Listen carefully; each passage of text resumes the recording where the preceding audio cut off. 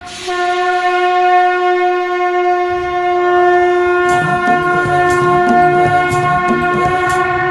कण शिव शिव शंभु शंभु है, महाकुंभ है, महाकुंभ है, महाकुंभ है, महाकुंभ है।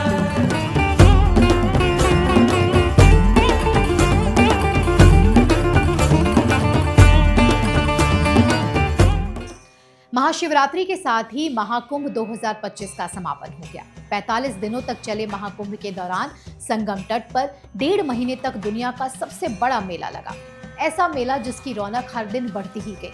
श्रद्धालुओं के पहुंचने की संख्या भी प्रतिदिन बढ़ती गई। एक अनुमान के अनुसार ये महाकुंभ 66 करोड़ से भी अधिक सनातनियों के समागम का साक्षी बना।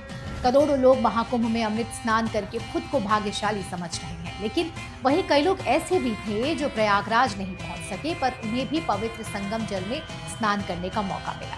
कई शहरों में रहने वाले लोगों ने अपनी सोसाइटी की स्विमिंग पूल में संगम नगरी से लाए गए त्रिवेणी का जल मिलाया और वहीं स्नान किया। उत्तर प्रदेश के नोएडा की एक सोसाइटी में कुछ ऐसा ही दृश्य दिखा। वहीं वसंत पंचमी वाले स्नान के दिन भी नोएडा की एक दूसरी सोसाइटी में तकरीबन 500 लोगों ने स्नान किया था।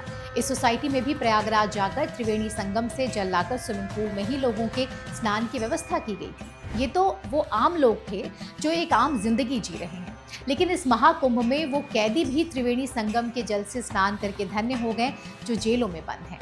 क्या इन कैदियों ने कभी सोचा होगा कि जेल प्रशासन और सरकार की तरफ से इन्हें भी इस धार्मिक आयोजन के जरिए पाप धोने का मौका मिलेगा?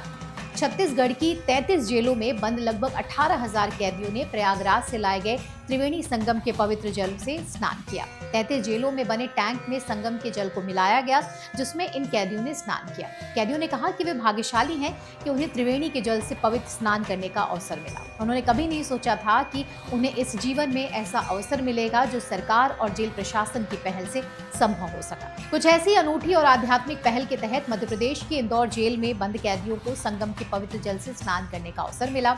जेल प्रशासन ने कैदियों के लिए महाकुंभ के पवित्र जल का इंतजाम करवाया, जहां तकरीबन 2,500 से अधिक कैदियों ने प्रयागराज से लाए पवित्र जल में स्नान किया।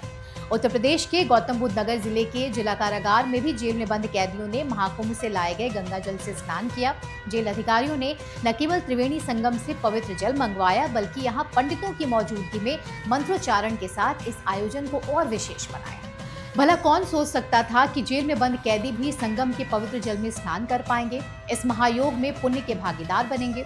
आप ये समझिए कि संगम तट तक पहुंचने के लिए कितने ही लोग झुंड में गए। वहां पहुंचने के लिए कईयों ने अपने पड़ोसियों की मदद ली। ट्रैफिक की वजह से लोग जब जाम में फंस गए तो वहां रहने वाले लोगों ने उनकी मदद की। महीनों तक भंडारे चलते रहे। पूरे महाकुंभ के दौरान कोई भूखा नहीं रहा। जगह जगह रास्तों में भोजन से लेकर पानी, यहाँ तक कि मेडिकल सुविधाएं भी कई समाजसेवी संस्थाओं की तरफ से दी गई। लोगों ने यहाँ पहुंचने वालों की मदद ऐसे की थी मानो जैसे कि वो उनके अपने ही हैं। सबने अपने घरों के दरवाजे उनके लिए खोल दिए। इसे ही तो एकता का महाकुंभ कहेंगे, जहां न जाति, न वर्ग, न अमीर, न गरीब, अपने पराये का भेदभाव खत्म कर सबकी एक ही कामना थी, संगम के पवित्र जल में डुबकी लगाना।